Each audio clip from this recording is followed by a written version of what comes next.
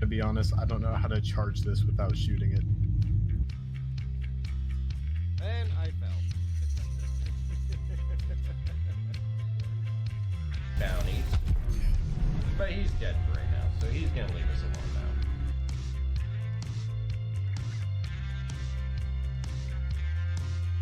now. I will if I kill you, it's not my fault. I don't believe that for a minute.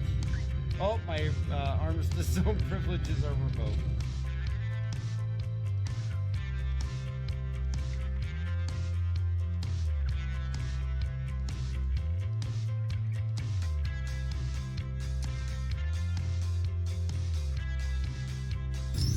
No, it looks like I got hit by my own ship when I was getting out of the seat. There's another NPC. Yep, he's dead. Oh, no, he ran away.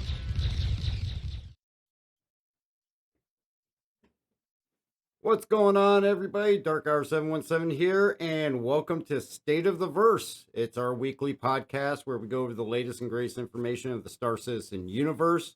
J-Scale is usually my co-host, but he is actually out this evening and a bit under the weather, so best of well wishes to him and hope he's feeling better here soon. But I am joined this evening by H3D as well as Mystery. Of course, two returning guests. How are you guys doing? Can't complain. Pretty good.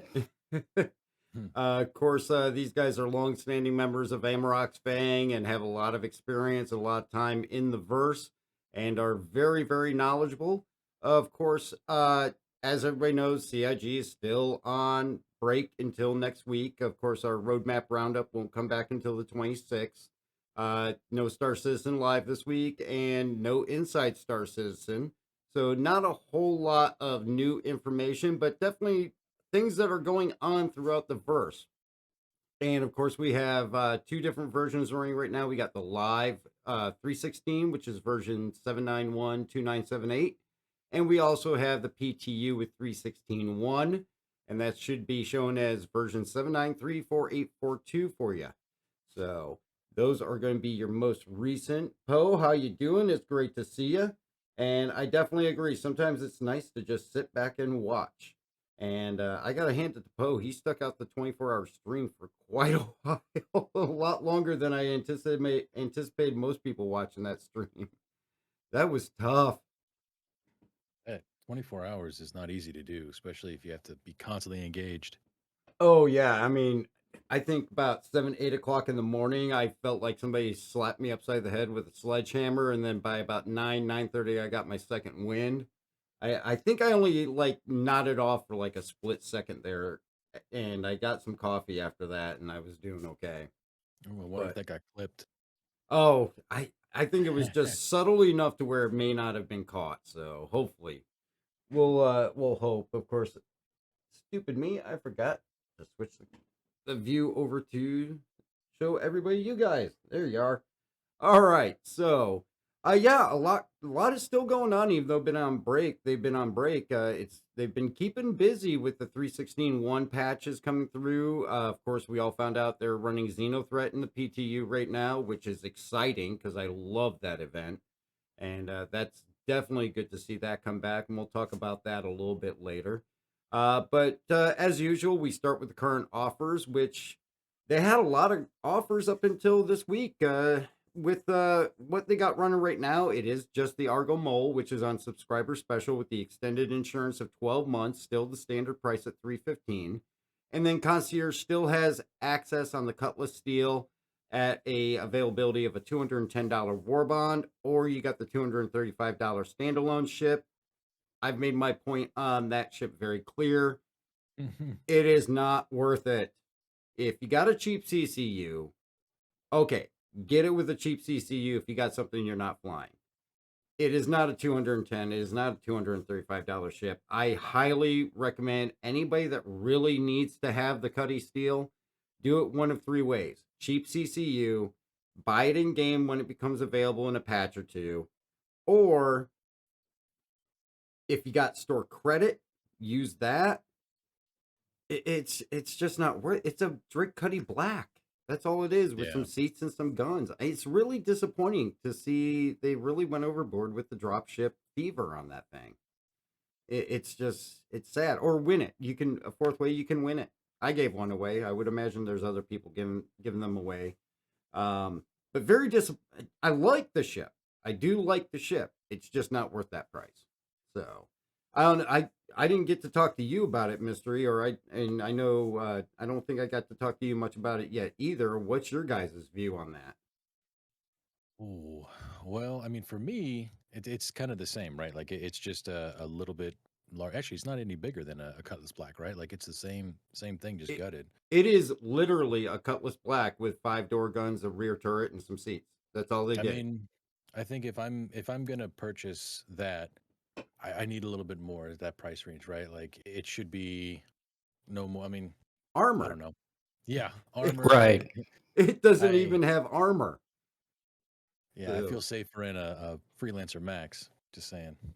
yeah, I mean it's like they just have this thing with drop ships. The only drop ship I would say is not drastically overpriced is the Hoplite, and that's because it's a Vanguard and it's right in there in the same price range as all the other Vanguards. But I mean, the Prowler's overpriced. I think the Valkyrie, which is an excellent ship, I love the Valkyrie, but the price point they have it at is just insurmountable. Yeah, buy that in game Yeah, if you want it. Buy Yeah. it in game. yeah. I mean, there's definitely ships that are great, but you're just better off paying for it in game with AUEC than you are to pledge it. Arterial, what's going on? It's good to see you. Hope you're doing well. All right, so that brings us to current other offers. Well, SIG doesn't have anything else running right now, but here with Amarok's Fang and myself, we have a couple of specials going on Twitch and YouTube. We have a combined Twitch and YouTube channel giveaway, chance to win a 2951 IAE Nomad starter pack with Squadron 42, which was donated by Helio of Amarok's Fang. You can get your entries in for that through the 31st of January. All you have to do is follow on Twitch or head over to YouTube and hit that subscribe button, leave a comment on any video over there, and you'll automatically be entered to win that starter pack. And February's giveaway is going to be an Avenger Titan starter pack with Squadron 42, which was donated by Mandalorian of Amarok's Fang. And the winner for that will be drawn on the 1st of March, and entries will open up for that as of the 1st of February. So good luck to everybody that decides to get in on those. And then for January, I am running a Twitch subscriber exclusive giveaway. So if you're a subscriber on Twitch, you have a chance to win an RSI Scorpius with Stinger paint and LTI. All you have to do is be subscribed come the last day of January. And on February 1st, we're going to pick a winner for that, who's one of the subscribers over here on Twitch, and award them that RSI Scorpius. And then also keep in mind, February's Twitch subscriber exclusive giveaway is going to be a Gigabyte OC Vision RTX 3070 graphics card. I've recently updated my card to a 3090. I was lucky enough to be able to get my hands on one. I paid a little bit more over retail, but not too bad. I got a decent deal on it. And I definitely needed it to be able to do all the work I do with streaming and recording at the same time. But I'm going to be giving away my 3070 that I had previously. It was in my machine for about, I don't even think 6 months. But I want to give that away to one of our Twitch subscribers. To get into that, you can subscribe now or you can wait until February. But be a subscriber on February 28th, and we'll pick a winner on March 1st to win that graphics card. And I'll send that on out to whoever we draw from our Twitch subscribers to get that RTX 3070. It is white and silver. It's got the purple Gigabyte logo on it. And I'll ship that out to whoever wins. But again, entries are open now, but be a subscriber through the end of 28th of February, and you'll have a chance to win that. So good luck to everybody with that. So not a bad little prize. Oh, that's awesome, especially with the difficulty of getting any kind of graphics card these days. Yeah, I mean, I got lucky getting the 3070, and then I got lucky again getting the 3090. Of course, I sat here for hours just scouring everything, trying to just find the best deal I could get. I'm not big enough for a sponsorship or them to call me and offer me things. So Right. Yeah. I played the I will scour every site over the globe until I can find something. That's how I got my 3060 Ti for my office computer. And this one I did have to pay a little over retail on 3090, but it wasn't horrible. But I figure, these guys are coming in, they're supporting the org, they're supporting the channel and all that. And I know how tough it is to get a graphics card. So instead of just turning around throwing it on eBay, I kind of like the idea of helping somebody out and make it available to those that are out there supporting us. So it makes me feel better about it.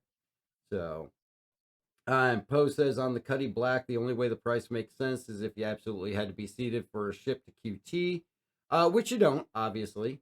And yeah, I mean, with the force effects, it seems like that's their intention.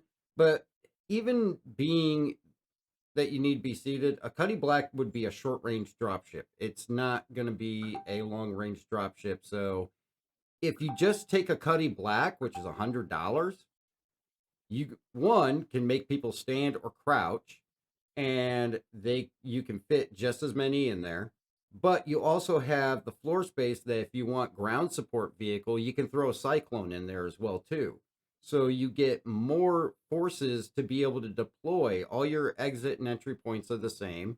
Your crew can exit out the sides while the cyclone goes out the back. I think the Cuddy Black, in the way that it's configured right now, just makes a much better dropship than the steel does.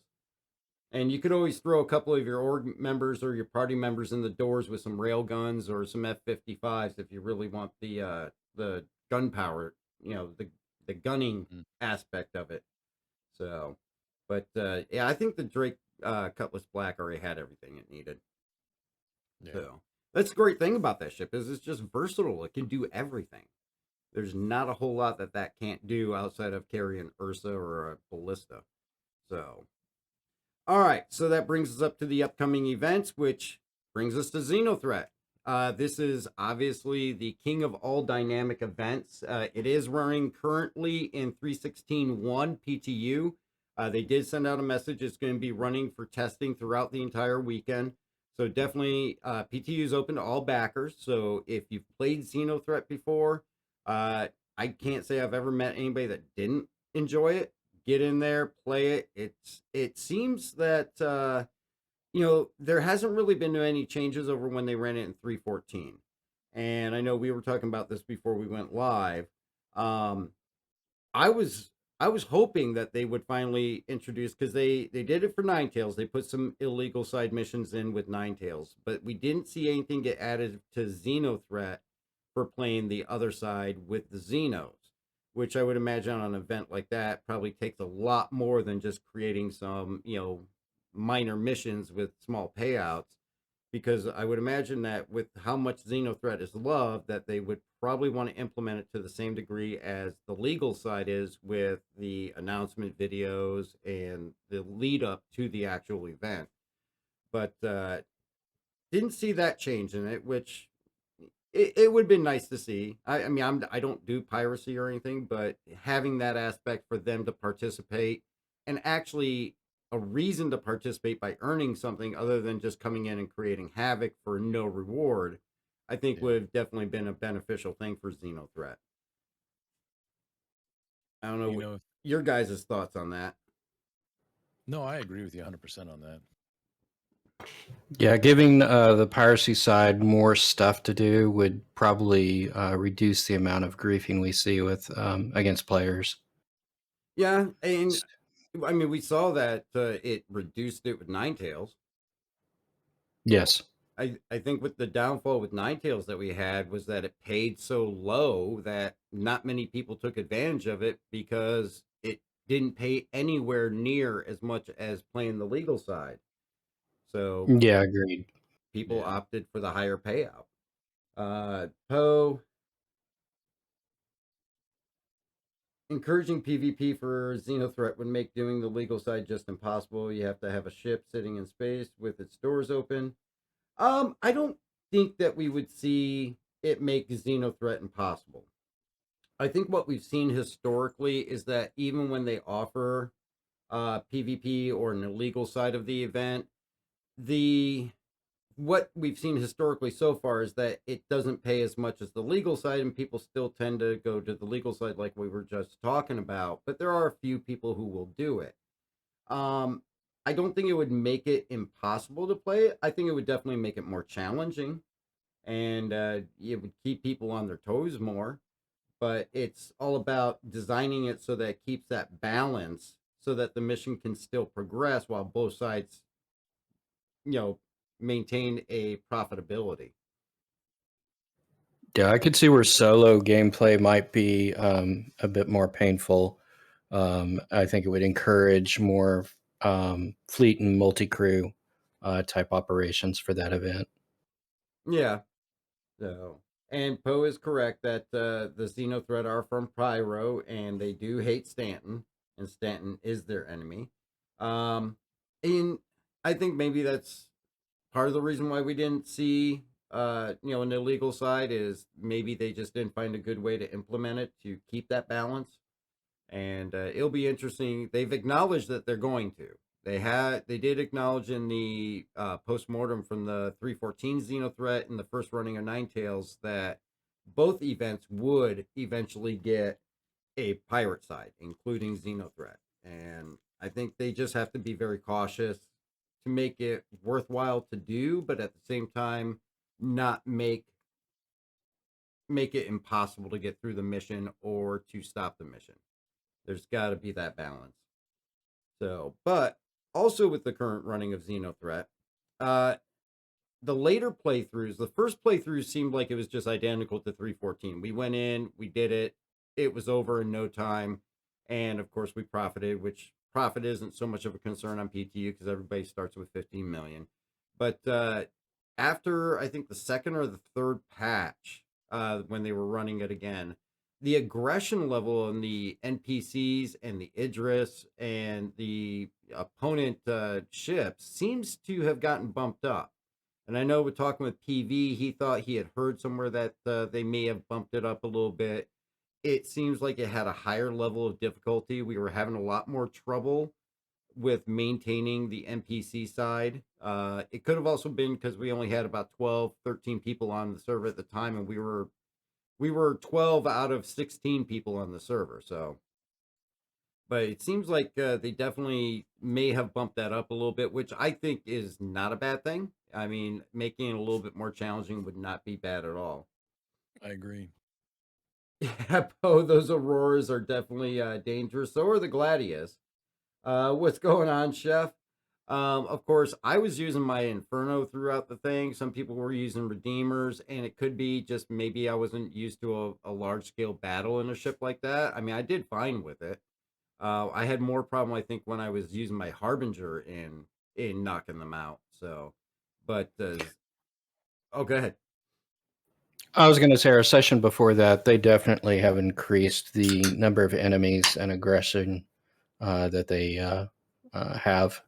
Yeah, and even just the first running compared to, the second or third patch. I mean, the first running, I was in for that very first running of it, and the Idris that attacks Jericho, we melted that thing and destroyed it in no time, which pretty much Mhm. brought that to an end, which you don't see that often. It's possible, but you don't see it that often. Usually it comes back and forth a couple times before you really get a chance to destroy it.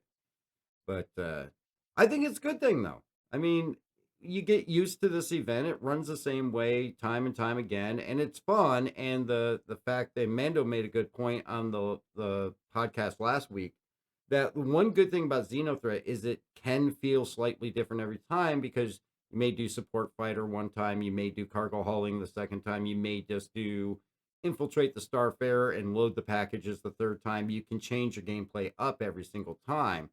But Mhm. even with that, you get into a rut and you know the drill. You go, you do what you got to do, and you're doing it in record time. And it I wouldn't say completely becomes repetitive as much as Ninetales did, but you know exactly from point A to point B what you got to do to get through it, and it becomes easier the more and more you run it. Now with this bump up, it's gonna add to that challenge. Yeah, you're not just going to be able to park outside the Star Fair and just load everything up. Oh You gotta have no. Yeah, constant support. yeah, because actually H3, you lost your 400i because it was parked outside the Star Fair. Yes. Which, Although I think part of that was just a lack of players to attack the NPCs. yeah, that is true. So it'll be interesting. I definitely going to be playing this weekend, and I'm going to be enjoying playing that. Of course, 316.1 is going into its second week, I think, of PTU. So hopefully we're going to see that get pushed to live here sometime over the course of this next week. It could be as early as Monday. It could be as late as next Friday or Saturday. But it'd be nice to see that go ahead and get pushed through. We'll go over the PTU patch notes and all that. But the patch notes aren't very in depth. They've been pretty standard and almost repetitive every time they release a new patch, and it's all polish passes and such. But I'm hoping that we'll get this in here within the next week. What technically is 316.1, but I more refer to as 315.3 because there's not a whole lot being introduced. We got the trip mines coming, I know that. And 316 really didn't feel like a fresh patch. It really seemed like a continuation of 315. But Yeah. but with that though, with some news on the 316.1 PTU, one thing that did change today on the push to the PTU, we got the consolidated No Man hover quad. And yes, they just called it the CO hover quad. And I think on the 24-hour stream, I was saying it was RSI. It's actually consolidated Outland. And right now, it was introduced earlier for PTU for Avocity. At this time, right now, it's currently in PTU for Wave 1. Even though all backers have access to PTU, Wave 1 has been given a hover quad in their ASOPs to take out, test, and fly. And it's actually not a bad little ship. Let me find my clip here of it. Oh.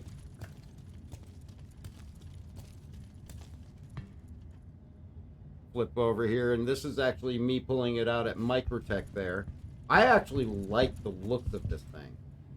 This thing actually looks really sharp. Yeah, it's a nice looking bike. Now, I didn't get to test the weapons at all on it because I was in Armistice the whole time. I had to put on, I just threw on the Novikov, or I mean the Pembroke, just to have a little extra time. It's not the cold weather suit, but... You are clear to launch. I notice it's only one passenger or one driver, and that's it. Yes, there is no passenger seat. And I learned the hard way really quick why in driving school they tell you to not put the headlight on in snowstorms and all that on brights. If you flip into first person here, you cannot see anything in front of your face. So I stayed in mostly third person, but flipped back and forth a few times just to check out the HUD. It is like all the other hover bikes. It does have a settable limiter, so you can increase and decrease that limit on the left side there. It really, the HUD is very similar to the Apoa Nox, and it does pretty much everything the same as the Apoa Nox, but this one I actually thought, to me, felt like it was a little easier to control. I was able to go through over the ice fields and zip in and out of the pilings along the train tracks, and it got an awesome sound for the engine. But it was actually a lot of fun to fly. I actually like this little thing. Yeah, it and the Nox handle a lot alike. The Dragonfly, I think, still hasn't quite caught up to the handling of the two. No, the Dragonfly always seems a little messier. But then again, it is Drake. Now, I didn't get a chance to test it out yet, but the one thing I noticed about this bike is it does not hug the ground like the Nox does. No, it does not. If you go over a hill, you're pretty much in the air. Yep. And I actually ran into a couple other people out there testing them out. Now, I will say, while you're in the air, it feels like it handles better than the Nox at that point. It just seemed like it had a very simple and easy control to it. It didn't really feel overcomplicated. It felt like, you know, being that it's a quad, it almost felt like that made it more stable. And I would imagine in the handling of it and all that, that they probably took that into account, the fact that it was on a quad hover system. Now, oh, it is fun. Now, this is actually going to be available to all backers come Sunday. So tomorrow during the day at some point, this will actually go into all backers ASOPs for them to take out and try. There is no sales information or pledge info listed as of yet. I checked Consolidated Outland, nothing was listed on the pledge store. I'm really hoping that the Curse of the Drake Cuddy Steel does not hit this thing. I'm really would like to see this at or below $60. I wouldn't be shocked if it was around $60, $65, but with no information yet available, I'm guessing at that.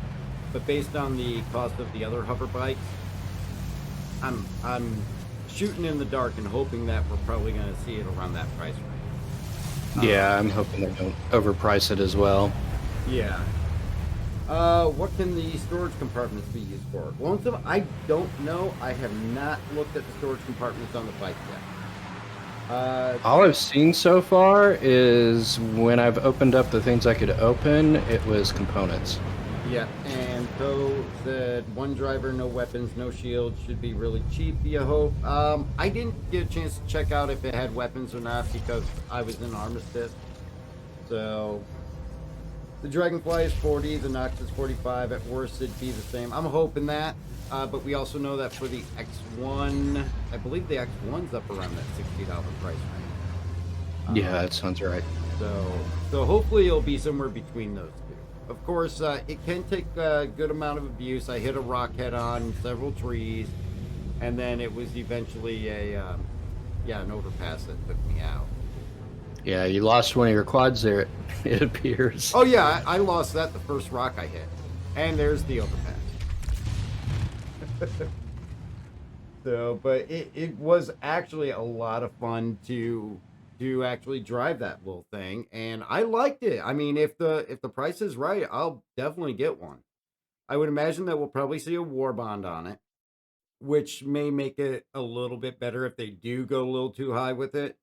Or if you go with the CCU for it, if you have a Dragonfly, I would say this is definitely a better option than a Dragonfly, the way that it handles. It drives smooth. It's very responsive. It's durable. As you can see, I bounced off in several different things there. And the appearance is actually really sleek. I really like it. How it looks. Sharp. In the silver, I actually like the silver, though. I would imagine if they bring that in, it's going to have a couple of paints available for it. And Poe did confirm that it has no weapons and no shields. Which, that's fine. I mean, we're going to use it pretty much just do shenanigans most likely. Of course, they did plan that with the Daymar rally. If this had gotten introduced before the rally, they would have allowed it in, and it would have been interesting if they could gotten in before that event to see it perform in that and see how well it would do. But I would say the only thing I'm not excited about is the name. I think Anroll or somebody commented in the Discord earlier that, it wasn't the most creative name. And I mean, it's pretty self-explanatory. It's a hover quad, so they named it the hover quad. But yeah, the community's just going to have to give it its own name then. Oh, yeah. Yeah. Or if they let it make it so that you can actually name it, that'd be kind of cool. Yeah, well, eventually everything is supposed to be nameable at some point in the game as far as ships, but right now we're working on 7 because they did open naming for the Corsair. Oh. And so we'll bring up something about the Corsair in a little bit here. Horse and Bacon, yeah, Daymar Rally next year for sure, absolutely. Hopefully when Daymar Rally comes around next year, hopefully we'll be able to get a couple of teams from Amarok's Fang in, maybe one in each division for trucks, bikes, and buggies. But this is one I could see. I didn't want to do bikes in the Daymar Rally because I'm not good at flying them, but this one I could see me having a little better success with. So, But keep your eyes out on that. I would anticipate we'll see the sale probably launch at the same time as 3.16.1 goes to live or shortly before. I wouldn't be surprised if we see it even start as early as Monday, but just keep your eye out for that. Other than that, there's no other ship sales or anything that are going on, but we are coming up on the time of year where there's a couple of events that go on. And this time of year, there's a couple that overlap, and that's Coromore, and then you got the Red Festival. Now, Coromore is typically their Valentine's Day special. It's usually the second week of February. Last year it was on February 11th. So it's always right around the Valentine's Day, and it's the Star Citizen version of Valentine's Day. Usually gets brought in with a limited ship sale, which always includes the Heartseeker. So we know the Heartseeker is not sold at IAE. It's not sold pretty much anytime, anywhere throughout the year except at Coromore. So I know that's on my list to get that one back in my fleet. So I'll be looking for that. And then typically, we also get the Red Festival right around the same time. But with Coromore, there's no announcements yet. So keep your eye out for that as to what to expect for 2952. Going to the Red Festival, it's usually held the same time, end of January, beginning of February, right around the same time as Coromore. This, of course, is like the almost, I guess you would say, Chinese New Year celebration. They have a year of whatever animal last year. I forget, was it the year of the goat last year for Red Festival?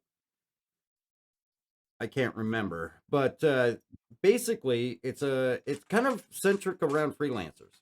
They introduced the red freelancer paint last year. They had some other events going on in game that you could find things throughout. With Coromore, you can find the letters and turn those in for AUEC, much like you do with the Luminalia gifts. And then I would imagine that they'll have the Red Festival packages again. And no announcement on Red Festival either, but like I said, it's usually focused around the freelancers, and they open limited sales for different things with the freelancers, and I think Misk, and then they get that red paint going for it as well too. So a couple of things to look forward to that will hopefully come up down the line here, and we'll be seeing within the next couple of weeks. Of course, after that, then we get into March, and that gets us into Fortuna. And last year we saw the MSR with the Fortuna paint, as well as the Cyclone MT and the Archimedes Emerald. So that will be coming up in March, and no information available about this year's Fortuna Festival yet. So a couple things coming up before we get into that time where we start looking for Invictus. Oh, Invictus is already around the corner. That's crazy. I'm already making plans for Invictus. So Aren't I am gunning for one thing at Invictus and one thing only, and that's my javelin. Yeah, didn't we just attend that? Man, that is fast. Yeah, it is. I mean, Invictus is usually what, May June time, I think. So yeah, that comes up usually after Fortuna. I can't. Oh wait, yeah, Invictus and then Alien Week. Alien Week always follows Invictus. So, and yeah, it makes sense. Misk has Chinese origins, so it makes sense that that's their version of the Chinese New Year. But yeah, I mean, time's kind of flown by. I don't know if it's just because we've been cooped up in our houses and not out as much, but IEE seems obviously was just a month and a half back, 2 months back, and now we're going through the events leading up to Invictus. So how many additional game packages do you have to buy to man the Javelin? I think that ranges right around 40. That's why you guys are going to man the Javelin there, whores. Amarok's Fang will have a floating home. So that is the only I actually messaged the concierge people asking if they would just open one up for me now, but it's been 3 weeks and they haven't responded. So I wonder how many of those emails they got. I did get the form letter from them that said, for limited ship sale requests, and it had the form letter of, you have to wait till the next thing, blah, blah, blah, blah, and wait for the next sale. I know that they have made exceptions in the past, so all I can do is ask and hope, but Yeah, if that's not, fair. then I'll get an Invictus. So I mean, we know there's other things coming up soon too. So I'm sure there's going to be some other things that are going to be focused around Invictus. Also, we know that Drake always crashes Invictus with the Drake showroom, I love which, that showroom. if you guys looked at your emails, they sent out the email announcing the PU monthly report, the sneak peek. You guys know what that was in the sneak peek? I am changing my email over to that email right now. Yeah, I have not seen it yet. The sneak peek was a ship a lot of people have been waiting for, and we've talked quite a bit about it. Well, that must be the BMM. No, it is not. Darn. That would be the Corsair. Oh, Ah, So yeah. they have Ho, ho, ho. if you look at the PU monthly report, they talk about Corsair going into gray box, as well as completing art and final artwork for cockpit and mess hall. And I believe that is a shot of the cockpit final art. And we That looks know good. that with it moving into gray box, because what was it, beginning of November, or no, and towards the end of November, like the last ISC, or a couple weeks before that, Jared read off a list of ships that were not being worked on at the time. Corsair was one of them. Of course, other ships that were listed there was the Polaris and some of those other ones that were just, the Kraken was listed as not being worked on, but the Corsair was specifically mentioned as well too, because you know they're always getting asked, what's going on with this ship. Mhm. But as of last week, I think it was, they announced that the Corsair was approved to move into gray box and was going into gray box, which means that it's going in down the pipeline. And we will hopefully, I'm hoping, I haven't looked at all the details. I would imagine we'll probably see something on the roadmap roundup on the 26th. We will see that sometime this year, is what I'm keeping my fingers crossed for, because that ship is one I've definitely been waiting for, and I've already got mine named and everything. Ah, But yeah, that sneak peek was the Corsair. I'm pretty sure of it. So, and when we go through the PU monthly update, it specifically mentioned about that being moved into that gray box phase. So, some exciting news there. Of course, we all know BMM's already in gray box and being worked on. We already know that as well. We know the RSI Scorpius is still slave for 317. Of course, always got to take that with a grain of salt. Things can always change. We have the Vulture coming up. Hull A's mentioned in the PU monthly report. Hull C. They've got the ship extensions all worked out for the whole A and everything. So a lot of stuff coming down the line that is going to be, really cool to be looking forward to. And I would imagine some of that is probably going to go right around Invictus. And the BMM would be the perfect ship for an Alien Week premiere. So, and we know Alien Week absolutely. follows Invictus by a couple weeks. hmm So, of course, Now, if they want to put it in sooner, I would not complain. oh, I wouldn't either. But the first time anybody fills that thing up and does some cargo trading with it, they're going to destroy the economy. Hmm.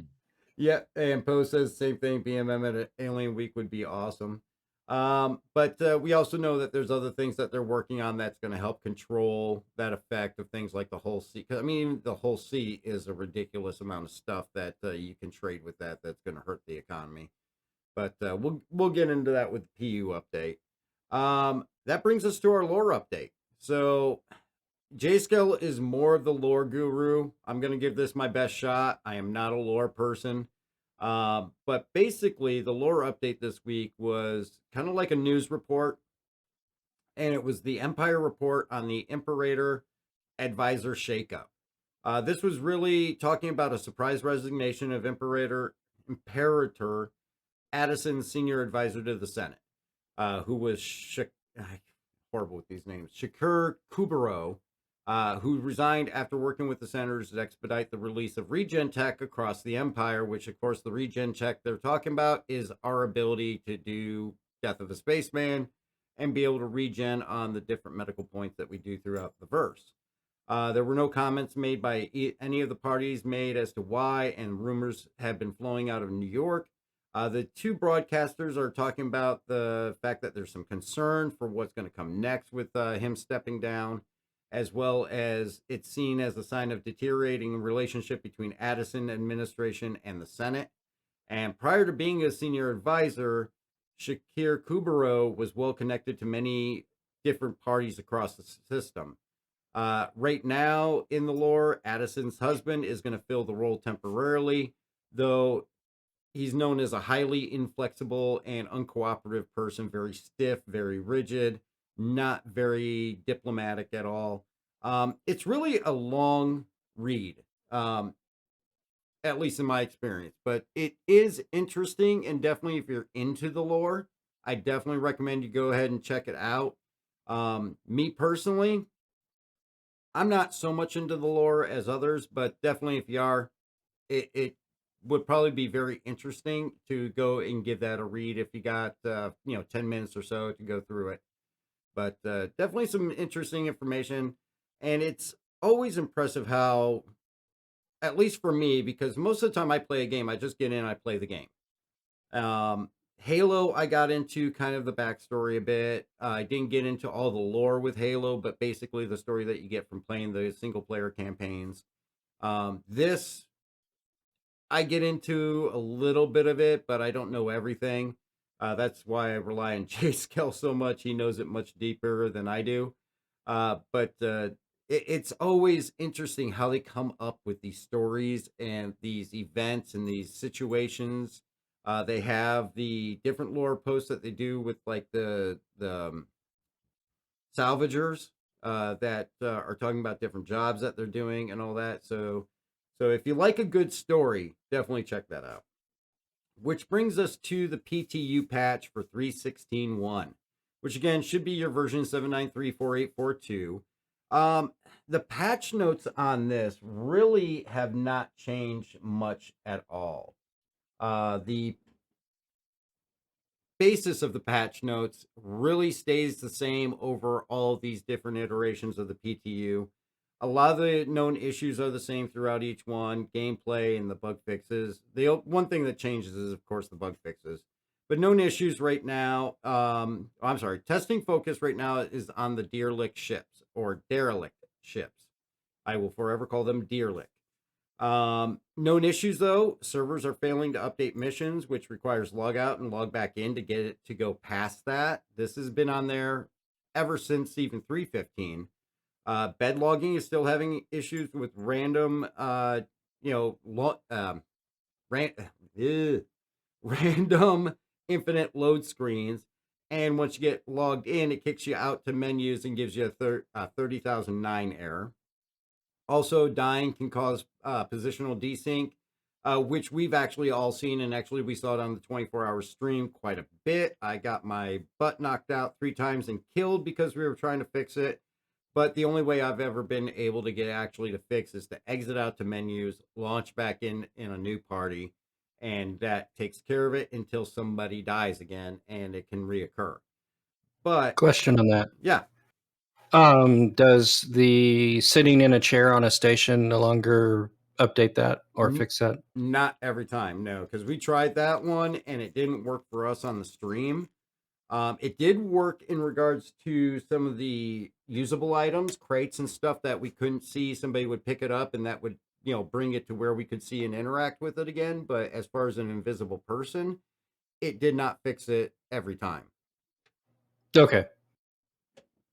The only foolproof, surefire way to fix it I know is to log out and back in. Now you can definitely try that, but if that doesn't work, then you may have to log out. And in regards to that, like if you look at the 890 jump mission video I put up today, along with that, and this isn't live, but the falling down bug, which you just randomly fall down for no reason, and come to find out the entire time that was happening to me, everybody that was in party with me only ever saw me as crawling across the floor, even though I was running all around everywhere and randomly just getting knocked down for no reason. They could only see me as crawling on the floor. And remember that time we had in the Redeemer where we couldn't go up the ladder? Mm-hmm. That's the cause of that.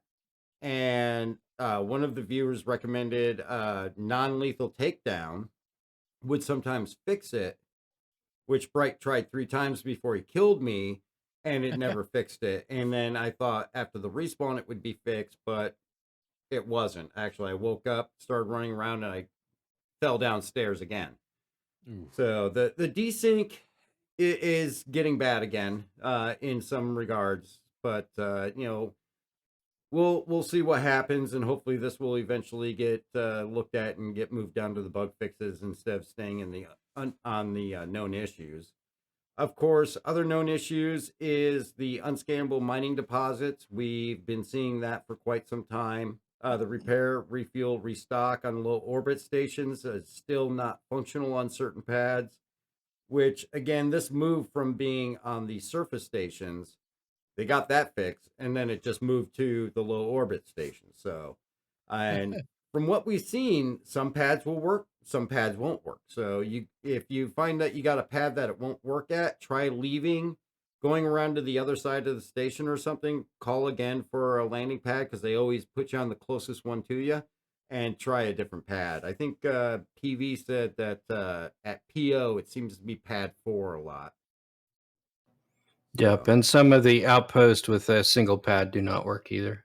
Oh, okay, yeah, I haven't ran into the outposts. The outposts are the only things that have been working pretty consistently for me. So, of course, we also have the getting locked in back of the Reliant when logging out from bed as the cockpit resets to the rotated position. This one actually is, I don't remember seeing this on 315. This seems to be specific to 316, 316.1. So if you have a Reliant Sen, Tana, Core, Mako, and you log out from the bed, when you log back in, you're not going to be able to do anything because for some reason the ship resets itself to the rotated position, which cuts your access to the cockpit, and there is no button or switch in that back compartment to rotate it to where you can access the cockpit again. So that is definitely a known issue to be aware of if you're flying in the Reliant. Don't bed log, or else you're just going to be stuck there and going to have to suicide anyways, and you're going to lose your stuff. The other one is missing head and mobi-glass after leaving Klesher. Log out and back in is the fix for that. The ship despawns after death instead of remaining. That one we've definitely seen. And also the despawning of your corpse, which causes an issue with being able to get your stuff back. Because if your corpse despawns, you cannot go and get your gear back, and you're just going to end up losing it, having to do a character reset to get it back. And of course, the hammerhead doors are still broken. So if you're in the turret, have whoever's flying, open exterior, unlock the doors, open exterior, you'll be able to get out no problem and go on your way. That's been going on since like 313, 314 though. So a lot of these things are listed as known issues with a couple of exceptions. They've been there for a while. They've been going on patch over patch over patch. And really, I'm sure they're working on bigger things, but hopefully eventually they're going to be, addressing these as well too. Which definitely one thing I noticed, because I made the mistake of going into Spectrum when they were talking about the patch notes. And one thing that they did point out on the patch notes Spectrum post, and I think, can't remember what dev made the point, that people were complaining that issue council reports were disappearing or not visible anymore to confirm or to add to them and all that. One point that they had made was that there are some issue council reports that when they get enough notification that they actually get removed while they're working on them. So if you go into the issue council report and you have a report number or something like that somebody gave you that they submitted, or one that's been contributed to numerous times, you go in, you can't find it.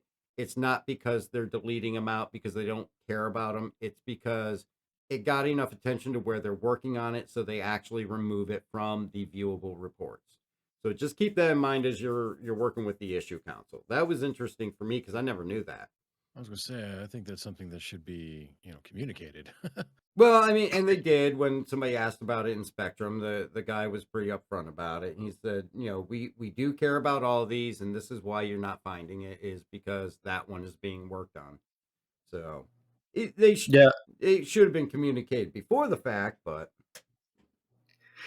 yeah. It'd be nice if you go to it and it says your ticket has been promoted. Right. yeah. Very, very true. What's going on, Thumper99? Good to see you. All right, so that brings us into the gameplay again. It's Derelict Ship Polish Pass or Derelict Ship Polish Pass, which has been the same gameplay for all of the past patch notes. Additional trip mines being added to areas. The trip mines are definitely something a lot of people are looking forward to. Still not going to be available to buy and place yourself. You're going to only be able to interact with them out in these derelict ships. But you can use anything you want to set them off, a dead body or debris that's floating around with the tractor beam. So I'm going to be definitely having some fun with those. Yeah, Poe, it's a lieutenant ticket now. Brings us to the bug fixes, and these actually not anything super major. They had a potential fix for the weapon holstering and unholstering unintentionally, which we've definitely seen. We saw it with Jumptown. Myself, Krieg had the issue with not being able to get your gun out of your hand. It just keeps holstering and unholstering whenever you don't want it to, and it's just stuck in your hand. They said they've got that fix on 3.16.1. Inner thought missing from the Cuddy bunk beds. That's the get up interaction, so that if you log into the Cuddy, you can look over and actually get out of bed so you can play the game. That was missing. Kind of a needed thing, I would think, but hopefully Y was still working. I didn't run into that one myself, so hopefully Y still worked. Also, after dying, the corpse should no longer fail to spawn. That was what we were talking about before with the inability to reclaim your gear. They say they got a fix for that. And the interaction should no longer overlap. That's going to be in your ship where you have, say, like your MFD, and it's overlapping with another interact, and you can't actually select the thing that you want to select. They fixed it on the C2 and the Ion and the Inferno last patch when 3.16 went live. Now they're kind of finding some other ones that are doing the same thing, and they appear to have fixed that. And they also fixed the central MFD and Annunciator on the Eclipse. I can't remember there being a problem with that, but I don't really pay too much attention because I'm usually trying to avoid rocks or other ships or things. Laser trip mine's finally a reason to stuff a plushie in your backpack. Oh yeah, and talking about plushies, if anybody had ordered the Finley plushie, and I mentioned this on the 24-hour stream, they are in. So they are shipping those out. He's on special on the RSI merch store for $36 right now, and it's actually really good quality. I thought I ordered one, but I guess I ordered him twice by mistake. But he just showed up last Monday or Tuesday, and yeah, they're shipping those out. So if you pre-ordered Finley, you're gonna see him soon, hopefully. They're actually a much better quality than the Pico. I mean, if you look at the Pico, yes, I keep all my plushy toys and my collectibles all around. Don't knock it. I got Grogu on my desk too. So Pico, tiny. Finley, good size. And I think Pico was a little bit less expensive, but I think this is definitely a much better quality than what they did with the Pico. But he's big enough that some duct tape and Pico can ride Finley. Nice. Very nice. And So, speaking of plushies and giveaways, what's that? the giveaway has now ended. So yes, we were running an hour-long giveaway for testing the giveaway system. We were having an issue with it on the 24-hour stream, so I was going to go ahead and give away a Amarok's Fang sweatshirt. Looks like Lonesome, Echo, and Thumpa are the only ones who entered. So one of you two are going to win, and it is Lonesome. So Lonesome, go ahead and click that link in the Twitch chat there, and you'll be able to claim that hoodie, which is going to be the Amarok's Fang org logo, the white one with the red and black. And you can go ahead and claim that. And congratulations. Thank you for entering that. And I hope you enjoy it. It's really comfortable. It's nicely made too. Oh yeah, yeah. I have pretty much every hoodie. Damn it, I designed them. I might as well buy them. So, but yeah, no, they are definitely nice quality. Gildan or Columbia, and definitely I enjoy setting those giveaways up when we're doing our live stream. I usually don't do it for State of the Verse, but I did this time trying to test it because Streamlabs supposedly fixed the issue, and it is fixed, so it is working now. So And I would say if you're kind of torn between like for me, it was 2XL or 3XL. I went with the 3XL, and I'm glad I did because yep. it was still a little close. Yeah, Neck- they do fit snugly. So if you're a large, go with the XL. If you're a medium, go with the large. Try to go one size up with those ones. The champion hoodie, like the standard stream hoodie, if you go with the regular size, you should be fine. But I always order a size bigger anyways, because I like them a little baggier. So, but anybody that does want to help support the channel, the podcast, or the stream, definitely check out that merch store. There's a lot of great items over there. We got the new Bad Bear mug, which is me on a minigun with a bear head at night. Looks actually pretty damn cool. So, but check that out. We appreciate all the support, and also check out the Patreon as well as the YouTube with the membership that you can get as low as 99 cents a month.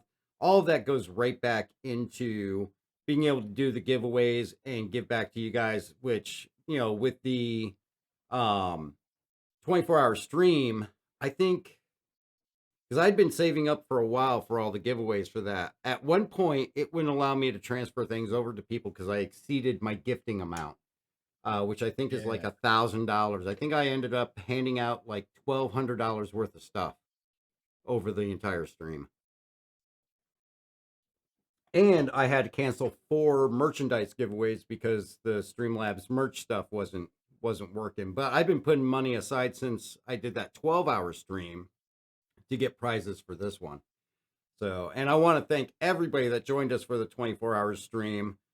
It was great meeting all the new people jumping in and participating, all the guys from Amrock's Fangs coming in and playing along, and everybody that kept me company and kept me awake over that.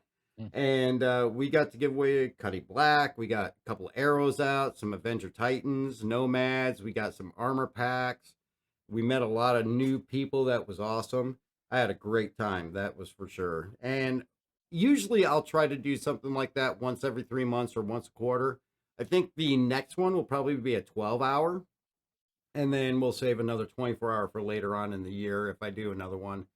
But keep an eye out for those, because usually I'll have giveaways every hour on the hour. So Poe won a Spartan. So he got a Spartan with, I think that one had, I can't remember if that had LTI or not. Little Ball of Purr, great to see you. Little Ball of Purr is actually one of the newest people that we got to meet during the 24-hour stream. And good to see you there. Oh, yeah, it does have LTI. There's Zone 51 Ideas. He won an arrow. He's loving it. So congratulations to everybody that won something. And it's just my way to say thank you for all the support that you guys give, because I really do appreciate it. You guys are the greatest. I couldn't ask for a better group of people to play this game with. All right, so getting on with the news. And this is the lengthy part. So, yeah, Lil Ball Per won a 315p for answering the answer of 42, the answer to purpose of the universe, or what is the purpose of life. If you look back at Hitchhiker's Guide to the Galaxy, great reference. And you're very welcome. I'm very glad you enjoy it. But we get to the PU monthly update. Now, this one actually covers both November and December. So there's a lot of information in here that we already know. We knew what was going on. This is basically their way of reiterating and kind of just grouping everything together that in one report as to what was accomplished, what was worked on. And one of the first things was the AI content. They worked more with the bartender interactions and giving more options as far as drinks to choose when you're using them. They worked on over 50 usables and 20 AI behaviors that can be interacted with by players with different NPCs throughout the verse. They're going to soon be working on more complicated behaviors for security engineers and bartenders. And they began implementing the assets for vending and arcade machines, as well as closing out the coffee shop usables. And the AI tech worked on an initial version of planetary navigation. Now, planetary navigation, don't take that to mean you're in your cycle and you can plot a point and all that. I mean, you can plot a point in your star map and hopefully it'll give you some kind of indicator, but the planetary navigation is in regards to AI and NPCs. That when it's implemented, the navigation mesh is going to be created on the planetary surface around the actors and NPCs who will then be able to find paths and move along them. So you may see maybe an NPC, driving a vehicle out of Hurston heading towards, a nearby station or something like that.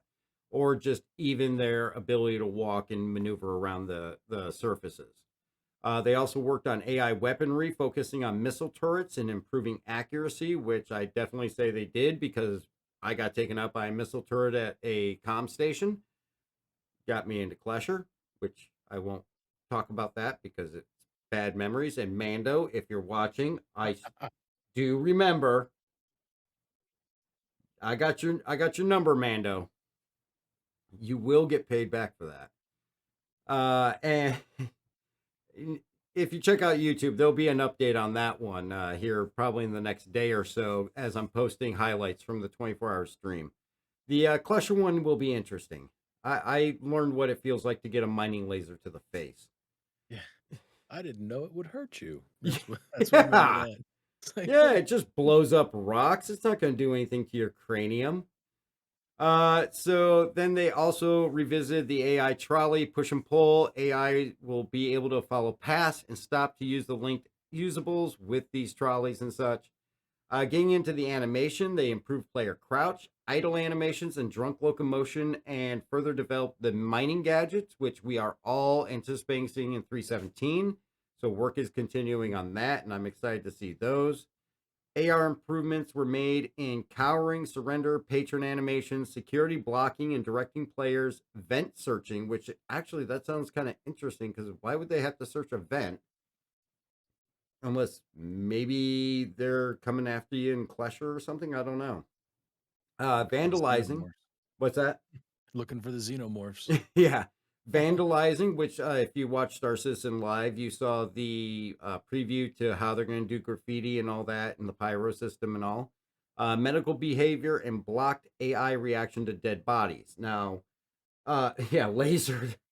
Obviously, we've never seen AI react to dead bodies, especially when they were piled up everywhere on every station when Death of a Spaceman first came in. So I think they blocked that from the get-go, but it kind of gives the feeling that eventually there will be a reaction that AI will have to seeing a dead body. Right now, it's just common. You're walking along and there's a dead body right there in front of you. You just kind of step over it and continue on. Most likely, it's probably mine. So, if you can get anything off of it, take it. All I can say is I see dead people all the time. Oh, yeah. Everywhere. So I think at one point I had probably 2 or 3 of my own bodies on the 890 at one point because I just kept having to kill myself to try and fix issues. That was right before we decided to log off or go back to menus and come back in to fix the desync issue. With animation, actually, I just talked about that one. Art, they did character art team completed the DNA head archetypes for introduction to 3.17. Of course, that was something that was supposed to come in with 3.16. Then 3.16.1, it got pushed back to 3.17. Right now, it's still on pace for 3.17 to the best of my knowledge. They also worked on the frontier style outfits for Pyro. So that's going to be the NPC gangs and all that, working on their kind of clothing and artwork for how they're going to appear. With ship art, and this is where we get into some definitely interesting information. The Misk Hull A progressed in the UK interior and they hit the final stage of landing gear and body extension, and they completed that and they moved it over to the tech team. So that is progressing along through its development. for its introduction. Was it 317? I think somewhere in 317 there. And of course, when they say 317, it could always be an X patch. So it doesn't mean 317 proper. It could be followed up in a 0.1 or a 0.2. Hull C progressed through the pipeline and is in gray box. They worked on it through December, converting materials to hard surface shaders, which we saw him talk about in the Inside Star Citizen. And they added the control panels and refining the pilot seat. So that's progressing along. And of course, the RSI Scorpius, which we are giving one away for a Twitch subscriber at the end of this month. So head over there to get your entry in. Well, head over there. You're already there. If you watch this replay on YouTube, head over to Twitch, follow, you can get your name in for that Scorpius. They moved that through white box and into gray box, started in December. The interior was completed, including the wings, thrusters, landing gear, and canopy. So that we are going to see in 317, and I'm excited about the Scorpius. It is my literal, it's going to be my X-Wing fighter. I mean, this thing looks amazing. Did either of you guys end up getting one? No, Not yet, but I'm looking forward to see how well it behaves because that may become my new combat ship. Yeah, I mean, it's supposed to be on par with like the Vanguard. So, I mean, it's considered a heavy fighter. So it could possibly replace my Vanguard if it's halfway decent. And I'm hoping nobody's going to start throwing ion comments in there. we are avoiding the ion comments. That's also has a turret, right? Yeah, it has that turret that like will actually move around the body. That's cool. Yeah, and it's got the X-Wing kind of configuration. I mean, it definitely gives you that feel of the X-Wing fighter, but the turret will like slide back and down. And it's a two-person. I believe it's a two-person fighter, but it looks freaking phenomenal. And I think if they pull off what they've been talking about, it's going to be a hell of a great ship to fly. So, of course, we also heard about and we saw progress. If you guys watched Star Citizen Live or Inside Star Citizen, BMM progressed into gray box. That is actively being worked on, and we saw a lot of art from that as well as animations, including how the Banu Defender is going to fit inside. And a lot of people were excited about that. The Banu Defender is confirmed to fit inside the hangar. And from what we saw, the hangar looks like it's just designed around that ship. Yeah, I'd agree. Yeah, that is true, Horse and Bacon. Hope the wings of the Scorpius aren't that fragile. I don't think they will be. The Drake Vulture interior reached final art with only a lighting pass remaining, and internal damage pass began on that. So that seems like it's really on pace. It was supposed to be here with 316, I think, and they bumped it back one. So we should be seeing that coming up shortly. And then, of course, what we talked about with the sneak peek, the Drake Corsair moved into gray box, and art was finalized for the cockpit and the mess hall. And that's what I think we're seeing on that PU monthly report email that everybody got, is that is the final art from the cockpit. It definitely has Drake vibes, and it freaking looks like it's going to be a hell of a ship. Even just looking at what's on the pledge store, it looks like it's going to definitely be. And that, I mean, they came out with the 400i toting it as a Connie competitor, which totally dropped the ball on that one. This, I think, is going to be what the true Connie competitor is going to be. If you go to these RSI website, they have one internal picture of the Corsair, and it looks an awful lot like what's in the email. So I think you're right on the money with that one. Yeah. And I think when it comes down to how they have this thing built, they've been building it as a Connie competitor. It's going to be an exploration. We know it's going to be able to haul at least an Ursa. And I think this is really going to step in and succeed where the 400i failed.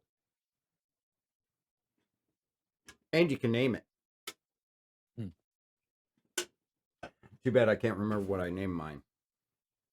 I think I named it the Basilisk or something like that. Oh, okay. That's pretty cool. So a lot of people have been waiting for this ship, and I'm one of them. So hopefully sometime before the end of the year, we'll see that. If not, very shortly after. Um, Features on characters and weapons. Late November, team moved on to salvage. Initial focus being the visual removal of materials from an object, which obviously we heard them talking about with Star Citizen, it was a Star Citizen Live.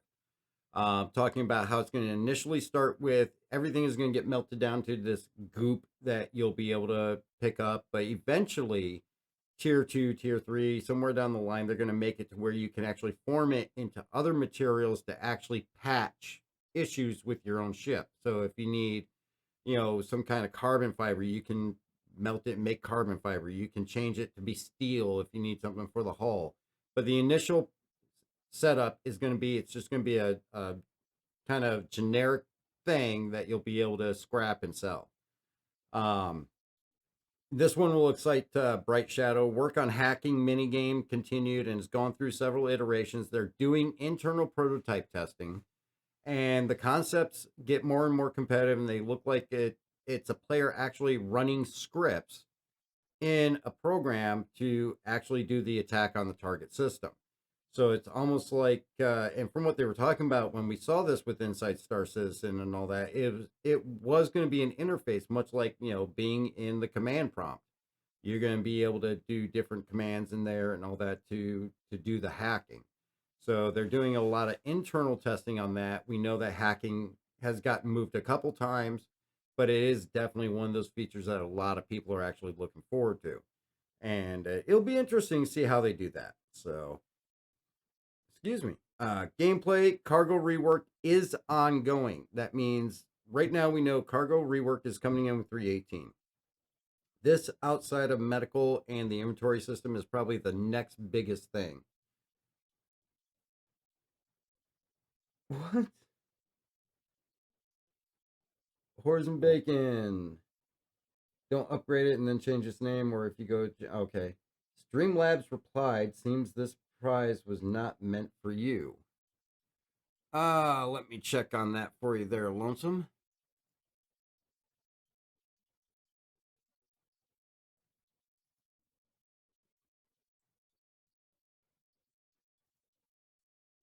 All right, try it again now. Let's see if we can find that link for him again. Where did it go? You gotta love. Yeah, it still got you. Hang on, let me see if I can resend it. Yeah, it's assigned to Lonesome Echo.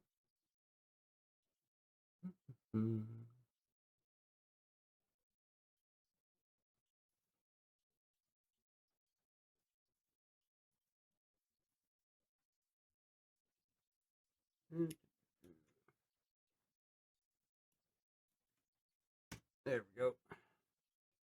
All right, try it again there, Lonesome. I show you as the selected winner. So you should be able to just click that link, and as long as you're doing it under the Lonesome Echo login, you should be good. All right. I'll work with him. All right. I'll work with you after the podcast, and we'll get that worked out for you.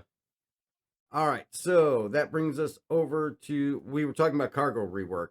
So 318 brings the cargo refactor in, and it's the biggest thing outside of medical and the inventory system because it's going to change everything about cargo. We know that they're going to the personal hangars. We know that they're going to a system that eventually you're going to have to load your own stuff. It's not just going to appear in your cargo bay. So it's really going to be one of those big changes that are going to revamp a lot of things. And tied into that, they already mentioned that it's also going to change the economy and how it works, which is, I think, going more towards that line of the quantum system that Tony Z was talking about.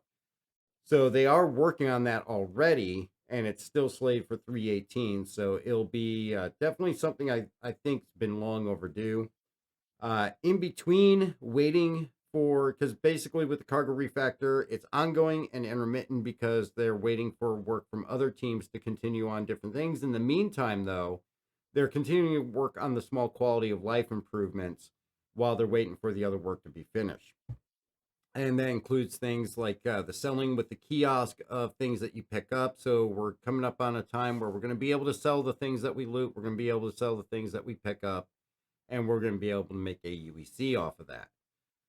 In the vehicle area, of course, they did the Gravlev rework. Jump points have also been worked on and progressing, and they've been working on abnormal exits.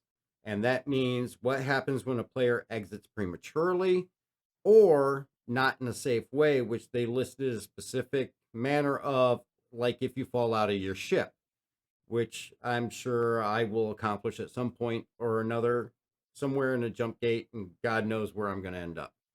And you guys are going to Oh, have to find some way to get back and pick me up. oh, you know we're gonna have to jump out of the ship at least once. Oh, yeah, absolutely. 100%. Even if it costs me a set of armor. Just let Bright Shadow fly and you'll just fall out without even trying. Never let Bright Shadow fly if you're going to EVA. He'll just put you in atmosphere. So if you watch the 24-hour stream, you'll see what I'm talking about. Oh yeah, it's safe to EVA back out to your Gladius. I'm falling. All right. So with the graphics and the visual effects programming for Gen 12, they implemented a fallback rendering system called pass group failbacks or fallbacks. It's for when shaders are not it's for when shaders are compiling to be Oh, nice. a fallback thing. For Vulkan, they continue GPU marker refactor, adding API versioning and fixing issues with arrays of resources on Vulkan. Don't ask me what that means because I have no idea. So I'm not a graphical person. But if you're into the Vulkan, the Gen 12 and all that, that'll probably make sense to you. Actually, H3, you could probably explain it better than I can. Yeah, they're fixing stuff. Yeah, API versioning would make sense so that they can keep track of what they're calling. That works for me. There's not a whole lot of non-technical I can throw into that. Not a problem. On the previous one though, with the shaders, Yeah. the thing that fixes, if you delete your user folder and come into the game and you go to any planet, you'll see little pauses as it's doing work, and that's what's happening is your shaders are getting compiled. Okay. Okay. So hopefully now they can just compile those in the background. You never notice it, and when they come online, it'll just flip over to them. Oh, that's always a bonus. That'll make it run smooth. Yeah. Yeah, I mean, we already know that right now there's a lot of fixes just deleting the shader file will do too. You know what I want? I want that purple text that scrolls down the left side of my screen to stop. I have no idea what that is. Horse Bacon has a question that you might be the best to answer. Vulkan upgrades DirectX 12, right? Then the Gen 12 renderer is good for everyone. So the nice thing about Vulkan is you're no longer using DirectX. It is a new interface, just like OpenGL or DirectX, and it completely replaces that. Nice. The advantage is it includes a lot of upgrades for things that the newer video cards can do that OpenGL and there's a version of DirectX, I believe, that takes some advantage of the new video cards. But yeah, that's the major improvement is you get all the new features of the card. You can do multi-threading, etc. Ah, cool. So Horrors and Bacon, I hope that answers your question for you. So that brings us over to the third part of graphics and visual effects. The development of Fire Hazard continued. Oh, you got a thumbs up. Development of Fire Hazard continued with the visual effects crew moving heat and temperature to the physics proxy, working on IR emission, and fixing various bugs with temperature control and debugging the camera. We've seen a lot of examples of the fire through the Inside Star Citizens or Star Citizens Live. It's definitely going to be interesting when we have to start fighting fires on ships. So I think that's going to add definitely some stress to combat. That is for sure. So definitely looking forward to that. Of course, the narrative team These are the folks that come up with the lore and all the other kind of background stuff. The narrative team worked on capturing voice content for Rudo and other security reps for Jumptown, which we've all been through Jumptown now. Worked on additional mission content and mission backgrounds. There is no cool, only the absence of heat. Hmm.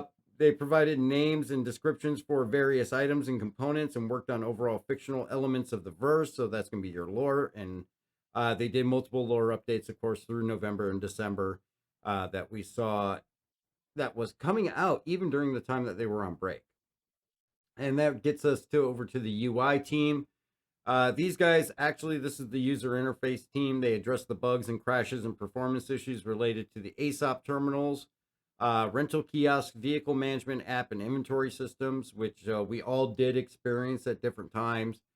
Even to this day, there's still a couple of things going on, like during the stream, the ASOPs wouldn't claim anything until probably after 12 hours of playing, they started getting that fixed, or about 10 hours.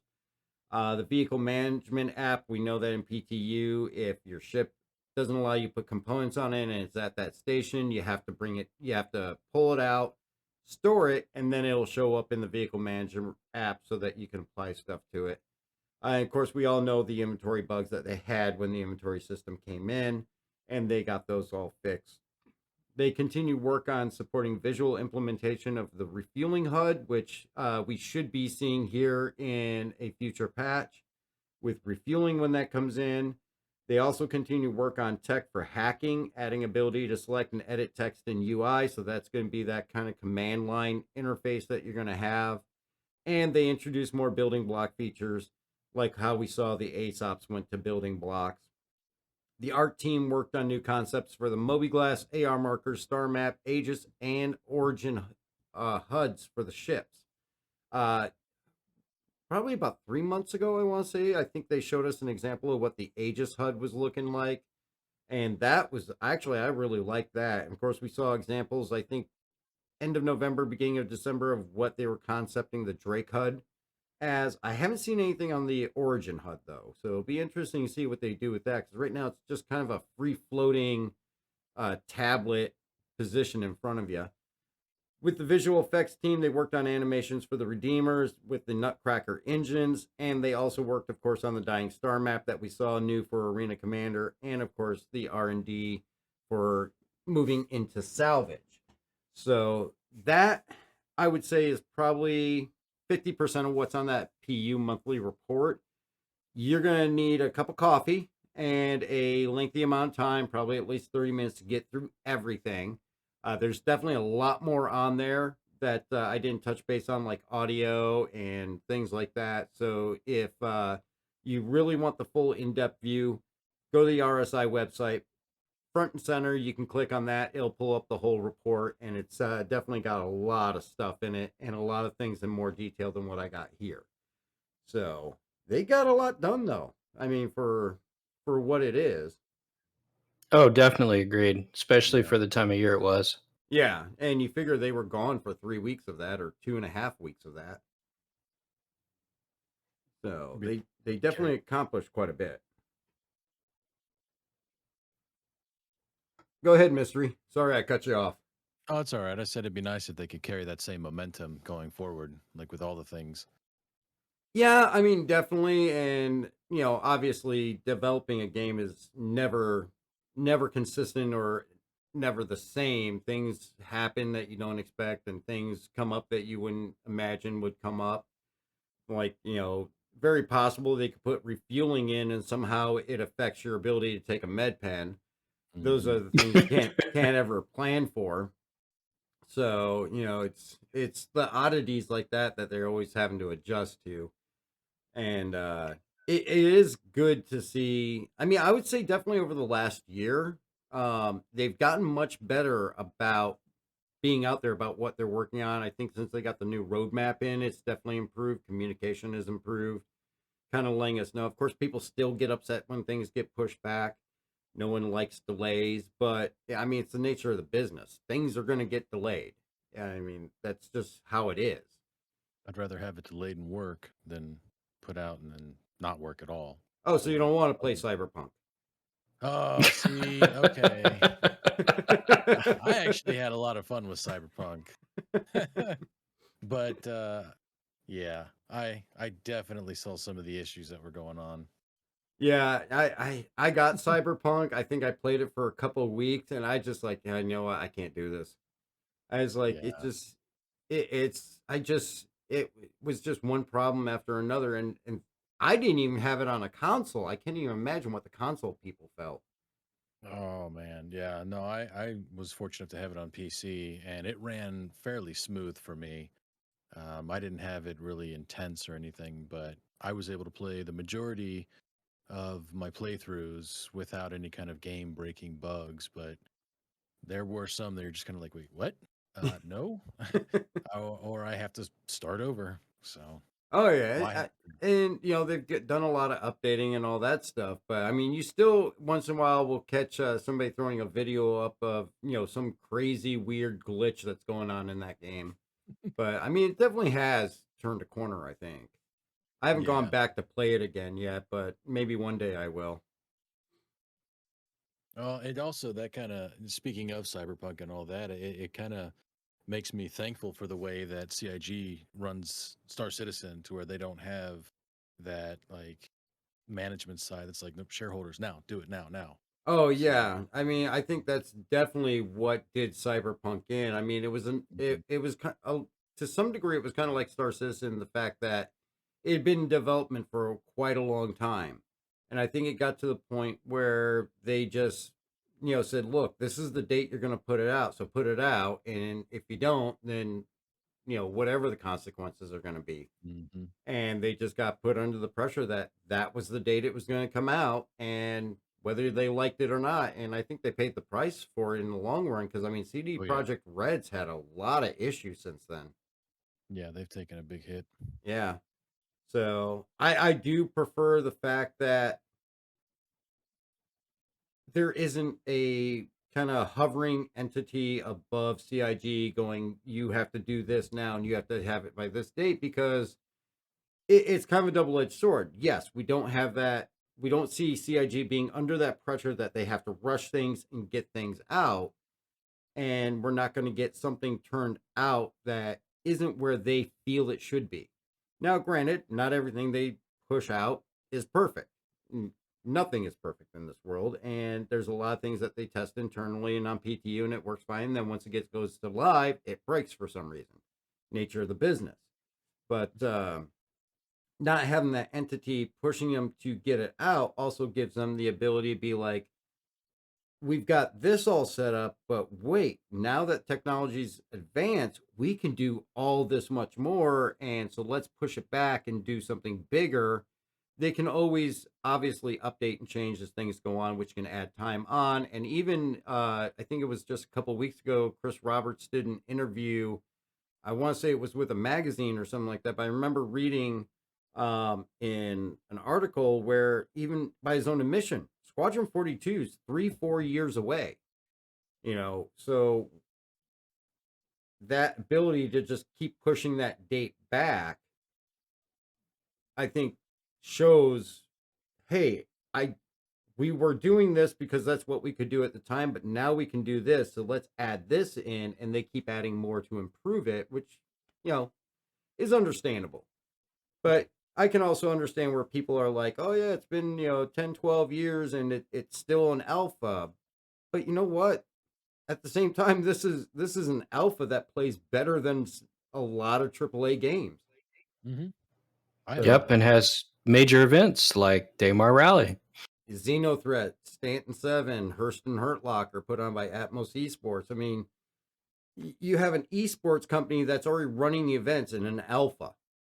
So it says a lot for where the game is, and I think it says a lot for at what point in development we're at, that we have this much of a fleshed out game that honestly, if the game was put out the way it is today with some of these bigger bugs worked out, another developer or publishing company would probably put it out and just be like, yeah, that's good. Let's sell it at, $75 a pop and a monthly subscription fee and all that. And we can just add little things later. But, you know, he doesn't have to do that because of the fact that he can make it the vision that he wants. And in all regards, it really does play better than a lot of AAA games I know. Yeah. Yeah, and we should see a lot of improvements once we're on the new backend system and client. Oh yeah, and plus the new studio in the UK that they're opening up. I think they mentioned that they want to eventually bring that up to 1,000 employees out of that one location. Of course, it's not at that point now, and they're not all going to be developers because obviously you have marketing departments and things like that. But on top of that, when I first got in, Plant Tech V4 was the big thing where, they were going to be able to go from having to take 9-10 months or more to build a planet to where Plant Tech V4 would allow them to do it in 8-10 weeks. And that's definitely improved the pushing of new locations out with the moons around Microtech. Microtech and all three of its moons all came out, with that Planetech V4. I think those were the first systems it created, and it's progressed from there. Now with the other things that they're doing, once they get Pyro out and they get that second system out, then I think they're going to have a roadmap to be able to start pushing out the other systems at a much faster pace. It's always the first one that takes the longest amount of time. I'm so excited for Pyro. Oh. Well, we know Pyro's coming out, and then, they're already talking Nyx, because who doesn't want Delamar and Levski back? Yeah. I definitely, I would love to see Levski back in. I miss having that little port to go to out in that area, because right now that little area of Stanton is completely empty, which no one goes out there anymore, but Levski's going to be out in the Nyx system. It's our friendly neighborhood Canadians, as I always say. And having that kind of little system there, Levski was a great little port. Go down to Grand Barter and get yourself some clothes, some guns. You could get everything you needed there, and to know that that's coming in with yet another system will be nice, because hopefully we'll see that shortly after Pyro. Yeah, the other thing they've majorly improved on is their ship development pipeline. Yeah. These ships coming out are pretty high quality. Yeah, they are. They're definitely they're moving along with that at a much higher level of quality as well too. The only downfall with the ship thing is the, I guess you would say, disappointment people feel when things change. And I can understand being all gung-ho on a ship, the way it's built and, presented to you. But keep in mind, none of these ships are going to be the way they are today in the end. Everything is going to change as technology changes and as different features come and go. They're going to get reworked 5-6 times over. So the issues that you have, if you're somebody that believes the Ion has an issue or the Redeemer has an issue, it's not going to be the way it is today 10 months down the road. It's probably going to be very different. And these changes that they make intermittently are either balance passes or fixing an issue or trying to just level it out until something else comes in. And that's the thing I think people lose sight of. Yeah, I would agree with you. So yeah, it's definitely gonna change as time goes by and they find better ways to do gameplay, etc. yeah, I think so too. So, but at the same time, it's kind of fun. It gives us something to relearn within the game. Gives us content to go through, even though we are in a game that's not released. oh yeah, it absolutely does. And on top of that, we're going to see more stuff come out with these dynamic events. We know that they're going to have like Ninetales become, as they named it, an evergreen event, which will always be possible to run at any time based on the conditions of the server and what things have or haven't been done. It's not at that point yet, but that is the end goal with Ninetales, is that at any time it could be tripped to go off on the server. So that's going to be something that's available every day, year round, Then you got your Xenothreats and your Jump Towns, which are going to be more schedule dynamic events that will happen like once a quarter or something like that. But we also know that they're bringing more of those in as well too. So, I mean, those are definitely going to be exciting as long as they continue taking the information they learned from all the different events before it and put those into improving anything else new that they introduce. Yeah. So, all right. Well, that's about all the news I got this week. You guys have anything interesting or extra add into that, or anything that been on your mind about the game? No, I honestly haven't had a whole lot of time to really think about it, but I mean, I've actually playing with the Ninetales and stuff like that when was doing it not too long ago. Really smooth. I like how everything was flowing with it. I'm excited for the Xenothreat. Yeah, I think every event needs to end in an Idris fight. I agree. Yeah. Nothing Pretty, better than that explosion. yeah, pretty soon it'll be a javelin fight. Yeah. Little Ball of Purr, great news. They added the Pico the Penguin slippers to the merch store. Yes, they did, and I've already pre-ordered mine. So I am waiting for my Pico the Penguin slippers to start shipping, and I'll let everybody know once I find out when those start shipping out. And Poe's excited for Xenothreat to return to live. Absolutely. Of course, Poe, you can go on to the PTU now and get in on some of that currently while it's in test. And I definitely recommend it if you love it. It's well worth it. But yeah, I don't really have anything else to add into that. But I do want to thank both you guys, H3D and Mystery, for joining this evening and helping me along with the podcast. I appreciate you guys giving up your free time.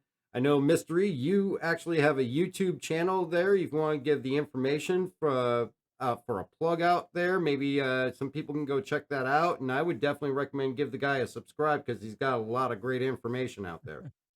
I appreciate that. Yeah, I do just mostly anti-MLM content and general scam. Like I look into the fine details of stuff related to financial stuff like cryptocurrencies and things like that, and find out exactly how it's going to make it so you don't make money off of it. So if that's up your alley, yeah, I'll see. I don't know if I post a link in. Yeah, I don't think I got you blocked from posting a link. You should be able to put a link in there. All right, well, let me get doing that. Yeah, throw that on in chat there. And we'll get a link for Mystery's site there. Like I said, definitely head on over, show him some support, give him a subscribe. He's got a lot of interesting information. Actually, I got an email from something that seemed a little bit shady. I actually shot it over to him. He looked into it, and he had all the background information on it within probably a couple of hours. And he was very well versed in who these people were. So he knows his stuff. So definitely check that out. Appreciate that. H3, I know you don't have anything to plug unless you've come up with anything since the last time. Not yet. I am working on it though. All right. Just as long as it's not finding out you're the headliner at the downtown showgirls or anything like that that we got to worry about. No, all my stuff is graphics and animation. So all right. Well, next time you're on, if you got anything to plug, we'll make sure we get that plug for you. And again, I want to thank you guys. Don't forget, join us every Wednesday and Sunday night at 7 p.m. Eastern Time here on Twitch for our gameplay streaming. We'll definitely be going in on Wednesday. If it's still PTU, we'll go into PTU. We'll check out those hover bikes some more, as well as some Xenothreat if it's running, or just some regular old shenanigans. And also every Saturday here at 8:30 p.m. for State of the Verse, where we always go over all the latest and greatest information. Don't forget, get your entries in for the IAE 2951 Nomad giveaway here on YouTube and Twitch. Follow on Twitch or head over to YouTube, subscribe, and leave a comment on any video over there. Each one will give you an entry. Everybody's eligible for up to 2 entries. We'll award that on February 1st. Also here on Twitch, the RSI Scorpius with the Stinger Paint and LTI for our Twitch subscriber exclusive. Subscribe, be subscribed, be through the last day of January. You'll automatically be entered in for a chance to win that. And keep your eye out, or you can even get entered in now for February's Twitch subscriber exclusive giveaway of the Gigabyte OC Vision RTX 3070, which I'll award to one of our Twitch subscribers, and be happy to help somebody out looking for a graphics card there. And thank you. I appreciate everything, all the support from you guys. Thank you for those that joined in on the 24-hour stream. Don't forget, if you do want to help support, you can always also do the subscribe here or the membership over on YouTube, or visit our Patreon in the merch store. And until next week, everybody be safe and have a great time.